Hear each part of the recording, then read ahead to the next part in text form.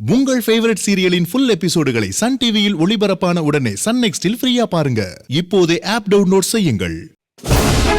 அக்கா அக்கா ஜனனி வந்துட்டா. எங்க? இப்பதான் ஆட்டோல வந்து இறங்கினா. நான் கீழே வரேன்னு சொன்னேன், கேட்காம அவ பாட்டுக்குள்ள வந்துட்டா. ஹால்ல தான் எல்லாரும் உட்கார்ந்துருக்காங்க. அவளை போட்டு படுத்த போறாங்க. என்ன செய்ய போறாங்கன்னு தெரியலையே. என்னன்னு பார்க்கலாம் வா. ஆண்டி வந்துட்டேன். ஆண்டி வந்துட்டேன். இங்க வா. எங்கடி போன? நீ பாட்டுக்கு போறே வர கேப்பாரத்து திரியிறியா நீ?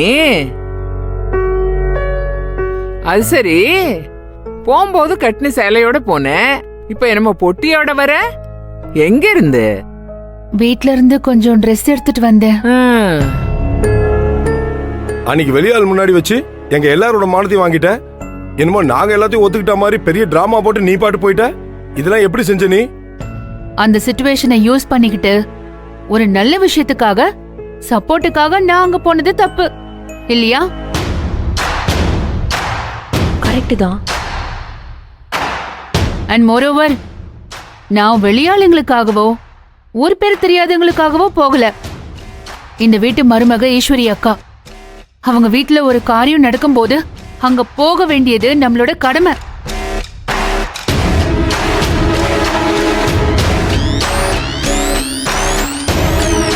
இன்னைக்கு உங்களுக்கு அவங்க பிடிக்காதவங்கன்றதுனால நீங்க யாருமே போகாம இருக்கலாம். ஆனா நாளைக்கு உங்க மனசு மாறி ஒருவேளை நாம அங்க போயிருக்கலாமோ அப்படிங்கிற ஒரு எண்ணம் வரும்போது, அட்லீஸ்ட் நம்ம வைஃபாவது போயிட்டு வந்தாங்களேன்ற ஒரு சின்ன ஆறுதல் உங்களுக்கு கிடைக்கும்ல. ஏய் நிறுத்துமா, இங்க வருமா. நான் மத்தவங்க மாதிரி கிடையாது. ஒரு முடிவு எடுத்துட்டேன்னா அது நல்லதோ கெட்டதோ சாகிறது வரைக்கும் அதில் உறுதியா இருப்பேன். இந்த 10 வருஷம் கழிச்சு வருத்தப்படுறது, 20 வருஷம் கழிச்சு மனசை மாத்திக்கிறது, அந்த பேச்சுக்கே நம்மகிட்ட இடம் கிடையாது. புரியுதா? நீ எதுக்காக இந்த வீட்டை விட்டு போன அதை மட்டும் பேசு, சும்மா மழுப்பாத. நான் மழுப்பிலாம் பேசல. எங்களுக்கான உரிமையை கொடுங்கன்னு தான் கேக்குறோம். தனியா கேட்டே கொடுக்க மாட்டீங்க. ஆனா ஊருக்காரங்க முன்னால உங்களுக்கு பிராட் மைண்ட் இருக்குன்னு காட்டிக்கிறதுக்காக நீங்க ஆக்ட் பண்றீங்க.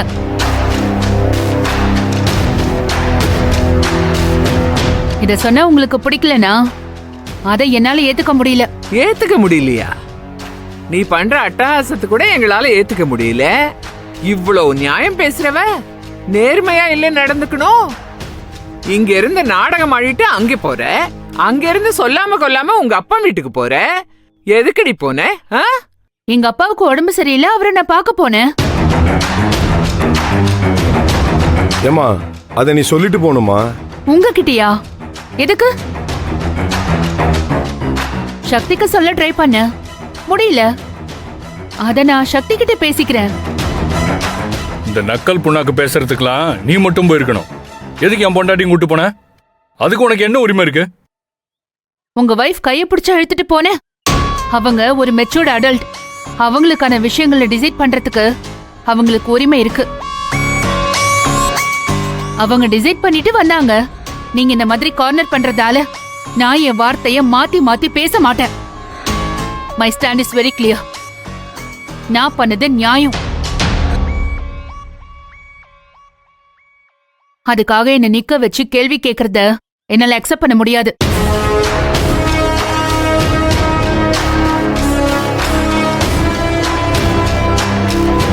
இங்க பாருமா, இந்த படிச்சு முடிச்சுட்டு தோல்ல பையன் மாட்டிக்கிட்டு வேலைக்கு போற மெட்ராஸ் பொண்ணு மாதிரி இங்க பேசாத. அதெல்லாம் இங்க மதுரைக்கு சரிப்பட்டு வராது. நீ மதுரை நகரம்னு நினைச்சிட்டு இருக்க. மதுரை நகரம் கிடையாது. மதுரை ஒரு கிராமம். என்ன கொஞ்சம் பெரிய கிராமம். இங்கதான் கலாச்சாரம் பண்பாடு எல்லாம் இருக்கு. இன்னைக்கு வரைக்கும் தமிழ்நாட்டோட கலாச்சாரத்தை தாங்கி பிடிச்சிட்டு இருக்கிறது மதுரை தான். புரிஞ்சுக்கோ. நாங்க எத்தனை கம்பெனி வேணாலும் நடத்தலாம், ஆனா நாங்க கிராமத்து ஆளுகிறேன். எங்க உடம்புக்குள்ள ஓடுறது கிராமத்து ரத்தம் தான். அது முதல்ல உனக்கு தெரியணும். புரியுதா? இந்த மாதிரி கிராமமும் கலாச்சாரமும் தான் நாட்டோட முதுகெலும்புன்னு மகாத்மா காந்தியே சொல்லிருக்காருமா. அதெல்லாம் படிச்சது இல்லையா? இங்க பாரு, சுருக்கமா சொல்றேன் கேட்டுக்க. ஆண்கள் நடந்து போகும்போது அவங்க பாதத்து தடத்து மேல நடந்து போறதா பெண்களுக்கு அழகு. இது அப்படியே வெளியே போய் பேசுவீங்களா நீங்க?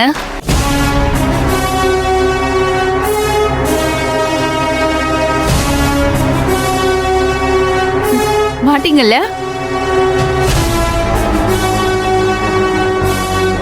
நான் ஏமா வெளியே போய் எவன்கிட்டயே பேசணும்? நான் என் வீட்டுக்குள்ள தான் பேசுவேன், இந்த குடும்பத்துக்குள்ள தான் பேசுவேன். நான் கஷ்டப்பட்டு ஓடி ஓடி சம்பாதிக்கிறது இந்த வீட்டுக்காக, ஊருக்காக இல்ல. அண்ணா எதுக்குண்ணே இவகிட்ட போய் இதெல்லாம் பேசிட்டு இருக்கீங்க? சக்தி என்ன அம்பட்டியும் பார்த்துட்டு நிக்கிற?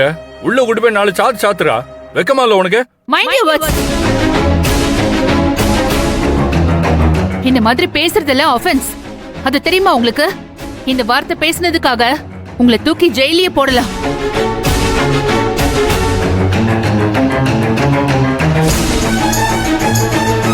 ஏய் என்ன ஏத்தமா உனக்கு? நான் உன்கிட்ட எல்லாம் பேசல, என் தம்பி கிட்ட பேசிட்டு இருக்கேன். நீங்க அவரை வயலன்ஸ்க்கு தூண்டுறீங்க. அது என்ன எப்ப பார்த்தாலும் அடிக்கிறேன் குத்துறேன்னு உங்க பொண்டாட்டிய கை நீட்டுறீங்க. இதெல்லாம் டொமஸ்டிக் வயலன்ஸ். ஒரு கம்ப்ளைண்ட் கொடுத்தா போதும், உள்ளதான் போகணும். கொடுத்து பாரு. நீ ஏன் வீட்டை விட்டு வெளியே போனன்னு கேட்டா என்னென்னமோ பேசிட்டு இருக்க? உங்க யாருக்கும் என்ன கேள்வி கேட்கிற உரிமை இல்ல. அதையும் மீறி நான் உங்களுக்கு பதில் சொல்லியாச்சு. சக்தி, எல்லாத்தையும் வேடிக்கை பாக்குறியா? இது ரொம்ப தப்பு சக்தி.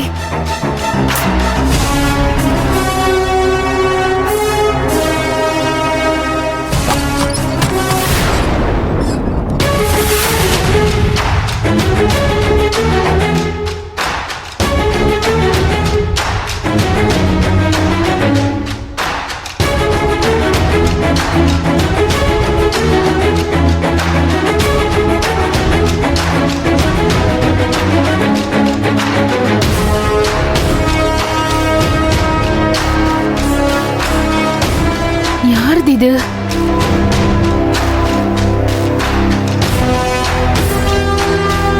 இங்க என்ன பண்றீங்க நீங்க? இது என்னோட ரூம். ஓ ரூமா? ஆமா, உங்க திங்ஸ் எல்லாம் எடுத்து வெளியே வச்சாச்சு. This is my room. நான் இல்லாத நேரத்துல என் ரூமை எப்படி எடுத்துக்க முடியும்? இந்த கேள்வி எல்லாம் நீங்க என்ன கேட்க முடியாது. இது ஏன் ரூம், அவ்வளவுதான். அடுத்தவங்க ரூம்ல உங்க பெர்மிஷன் இல்லாம நிக்கிறது ரொம்ப அசிங்கமான விஷயம். கொஞ்சம் வெளில போறீங்களா?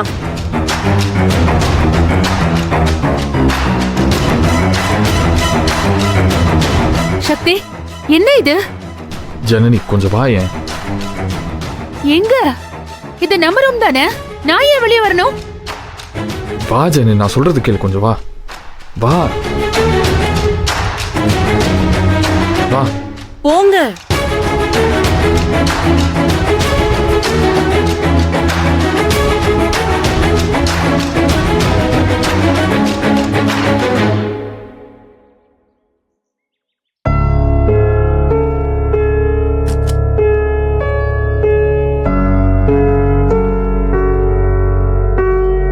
சக்தி, என்ன நடக்குது இங்க? நான் உன்கிட்ட கேட்கணும் ஜனனி, என்ன நடக்குதுங்க? நீ எதுவும் சரியா செய்யறது இல்ல, ஆனா வீட்டுக்கு வந்ததும் எல்லாம் சரியா இருக்கணும்னு எதிர்பார்த்தா எப்படி? சக்தி, என்ன பேசுற? நான் தான் போன்ல எல்லாத்தையும் பேசினேன்ல. திரும்ப திரும்ப அதையே பிரச்சனையாக்க வேண்டாம். நான் அமைதியா வந்தேன். நீ அமைதியா வரணும்னு நினைச்சதான் எங்க அண்ணன் கிட்ட இப்படி பேசுனியா? நான் எனக்காகவா பேசினேன்?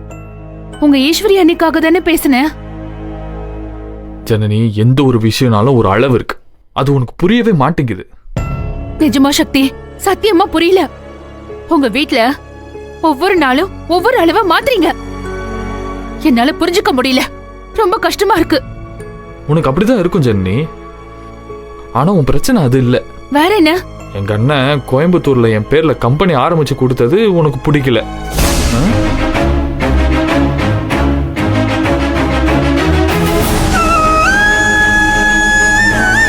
எனக்கு தெரியும், என்னைக்கு அப்படி ஒரு பேச்சு வந்ததோ அன்னையில இருந்தே உன் நடவடிக்கை மாறிடுச்சு ஜனனி. நீ ஆசைப்பட்டது உனக்கு நடக்கலங்கிறது உண்மைதான், ஆனா எனக்கு கிடைக்கிற வாய்ப்பை கொஞ்சம் பெருந்தன்மையா ஏத்துக்கலாம்ல. இவ்வளவு நாள் எனக்கு புரியல, இப்பதான் புரியுது.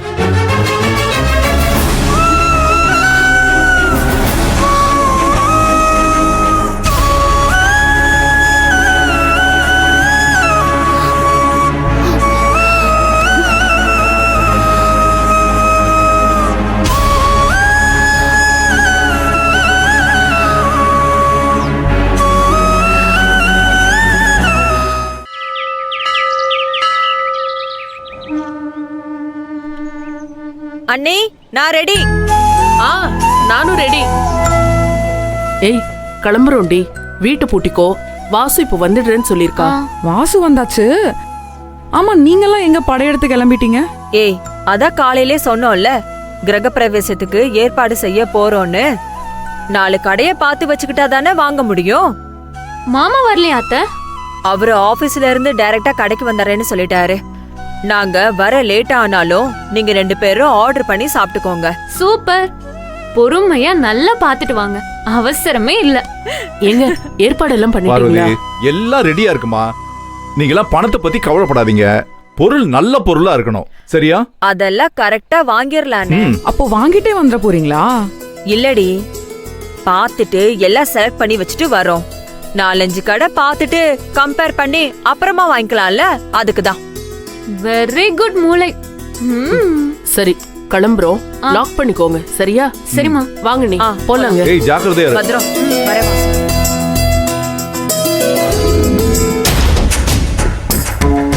கல்யாணத்துக்கு கூட பாரு, இவ்ளோ ஆர்ப்பாட்டம் பண்ணல. கிரகப்பிரவேசத்துக்கு ஓவரா பண்றாங்க. என்ன விஷயமா இருக்கும் வாசு? ஏய், உன்னதான். என்ன டீப் திங்கிங்?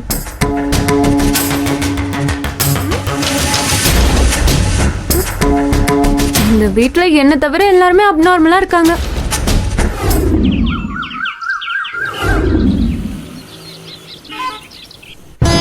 சக்தியா இப்படி எல்லாம் பேசுறான்? சக்தி தான்க்கா பேசுறான். ஆனா அவனா பேசல, மாமா பேச வைக்கிறாரு. அன்னைக்கு வாசுவை என்பிட்டு பேச்சு பேசினா பாத்தீங்களே, சக்தி இப்படி பேசி நீங்க பாத்திருக்கீங்களா? பக்கத்துல நின்னுக்கிட்டு அவனுக்கு எவ்வளவு சப்போர்ட் பண்றாரு மாமா. பா தாங்கல. அவர் என்ன செஞ்சாலும் சக்தி என்ன பார்த்து அப்படி பேசலாமா? அவனுக்கு என்ன பத்தி நல்லா தெரிஞ்சிருந்தோம் இப்படி வார்த்தையை கொட்டுறது நியாயமா? நான் அவனோட வளர்ச்சியை பார்த்து பொறாமப்படுறேனா? அவனுக்கு கம்பெனி ஆரம்பிச்சு கொடுத்தது எனக்கு பிடிக்கலையா?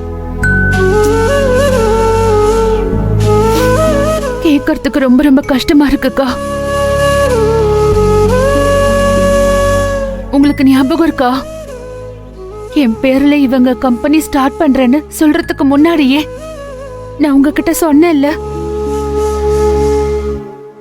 என்னை விட சக்திக்காக, அவரோட கௌரவத்துக்காக தான் நான் இங்க இருக்கேன்னு. எனக்கு அவன் எம்டி ஆனது பிடிக்கலன்னு சொல்றான்க்கா.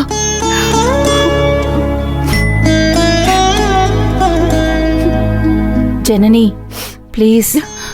ஓகேக்கா, என் கரியரை விடுங்க. இப்போ நான் இங்க இருக்கிறதே அவனுக்காக தானே. அத பத்தி எதையும் யோசிக்காம பேசுறான். This is not fair.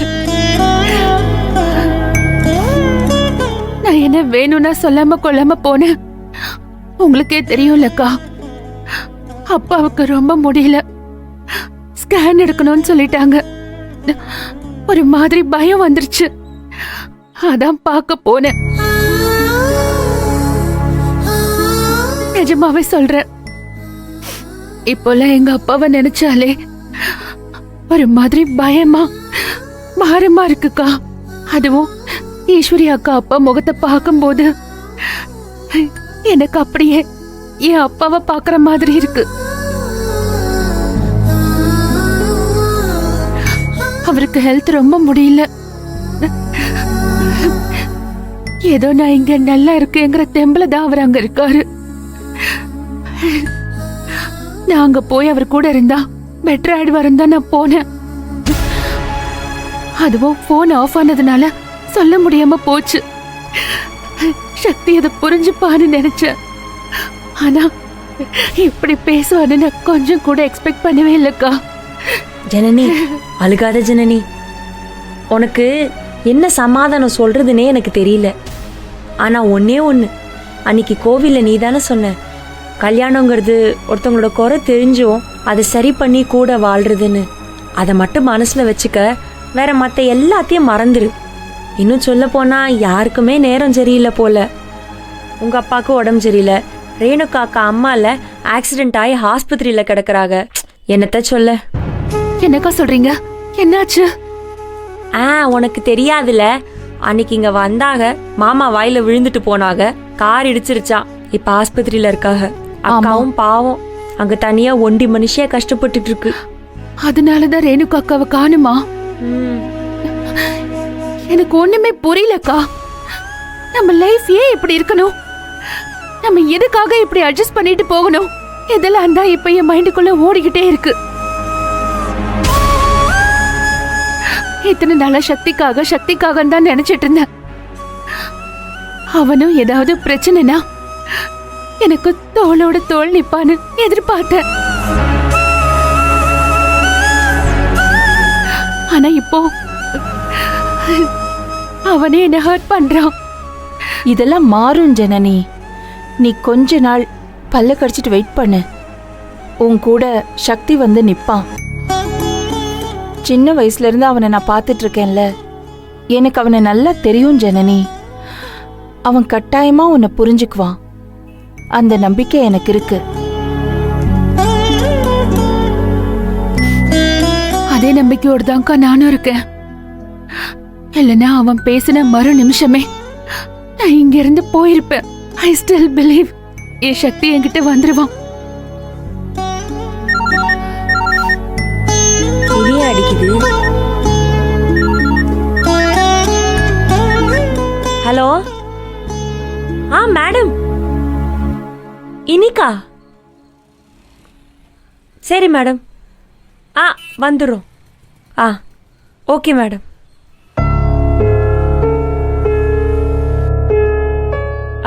தாராவை ஸ்கூல்ல சேர்க்க 2-3 ஸ்கூல்ல பேசியிருந்தேன். இன்னைக்கு வந்து அப்ளிகேஷன் வாங்கிட்டு போக சொல்றாங்க. இப்ப என்ன பண்றது? அப்பாவையும் கூட்டு வர சொல்றாங்க. என்னது? அப்ளிகேஷன் வாங்க அப்பா வரணுமா? அப்படிதான் சொல்றாங்க. 2 பேரும் வாங்கன்னு. இவனுக்கு எப்படி நான் விளங்க வச்சு கூட்டிட்டு போய் இதெல்லாம் நடக்கிற கதையா? இதுல அவர் சொல்றதுக்கு என்ன இருக்கு? இது அவரோட டியூட்டி.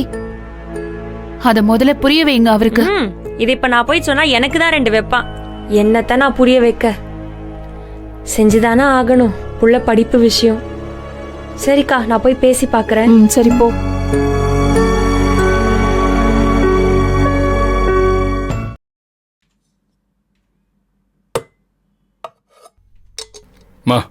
நான் வெளியே போயிட்டு தரமா? சரிப்பா.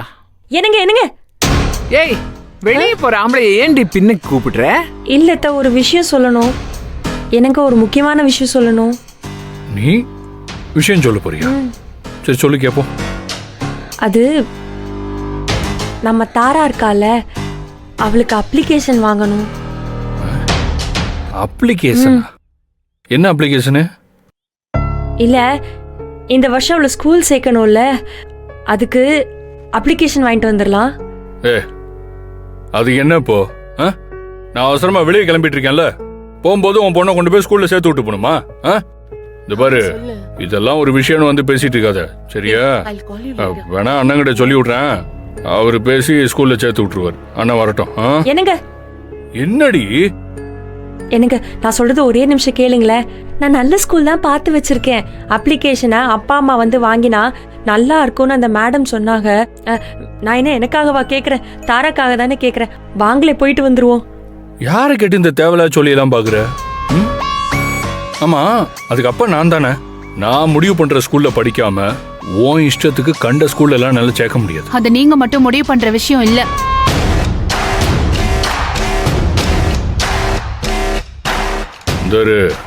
இது என் விஷயம், என் புள்ள விஷயம். இதுல உனக்கே பேச உரிமை இல்ல? பெத்தியா, சோத்த போட்டியா, வளர்த்து விட்டியா, அது மட்டும்தான் உன்னோட வேலை. அத படிக்க வைக்கிற வேலையெல்லாம் நான் பாத்துக்கிறேன், சரியா? நான் சொல்ற ஸ்கூல்ல தான் என் புள்ள படிக்கணும். அதை விட்டுட்டு அப்பனை கூட்டிட்டு வா, இல்ல அப்பத்தாவை கூட்டிட்டு வான்னு சொல்ற ஸ்கூலுக்கெல்லாம் போக முடியாது. வெரி குட், கரெக்டா சொன்னீங்க. குழந்தைய நல்ல ஸ்கூலா பார்த்து சேர்த்து விடுறது தான் அப்பாவோட ரெஸ்பான்சிபிலிட்டி. ஆனா முதல்ல அத பத்தின நாலேஜ் உங்களுக்கு இருக்கணும். அப்பதான் உங்களால கரெக்ட் ஸ்கூலை சூஸ் பண்ண முடியும்.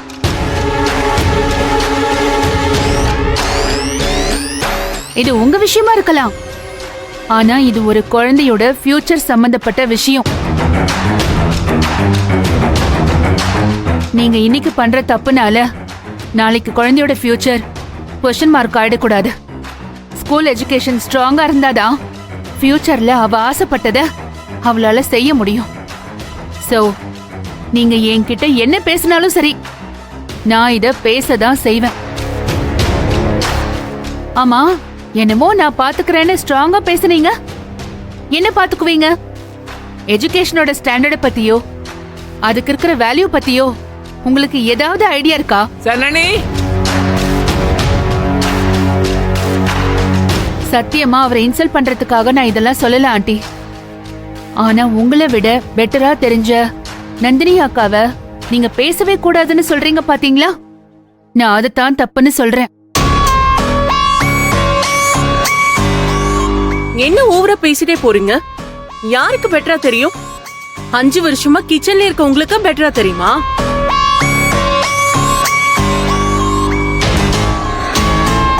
ஒரு சின்ன கொஸ்டின், ஜெனரல் நாலேஜ் சம்பந்தமா நான் கேக்குறேன்.